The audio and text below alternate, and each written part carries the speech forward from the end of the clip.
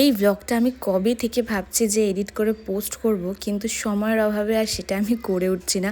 আর সত্যি কথা বলতে ভিডিও এডিট করার আর পোস্ট করার একটা এনার্জি চলে গেছে, কারণ তোমরা ভিডিওতে না লাইক দিচ্ছ না আমার চ্যানেলটা সাবস্ক্রাইব করছো। কিন্তু যাই হোক, আমি তো গিভ আপ করার মেয়ে নই, তাই ভিডিও কন্টিনিউ চালিয়ে যাচ্ছি। এটা ছিল লাস্ট স্যাটারডে, আমি গেছিলাম ইডেনে আইপিএল দেখতে। কলকাতা ভার্সেস গুজরাট ম্যাচ ছিল। ম্যাচ শুরু হয়েছে 7:30 থেকে, আমাদের মোটামুটি 15 মিনিট মতো লেট হয়েছে। তারপরে আমরা ঢুকে গেছিলাম, আর জানো ভেতরে ঢোকার আগে আমার চিরুনিটা নিয়ে নিয়েছিল, যেটার দুঃখে আমি ম্যাচ দেখবো কি সেটার কষ্টে আমি ভুলতে পারছিলাম। আর এখানে সুদীপ কোনো টিমকেই সাপোর্ট করবে না, তাই ও ইন্ডিয়া জার্সি পরে চলে এসেছে। আমি তো কলকাতার বিগ ফ্যান।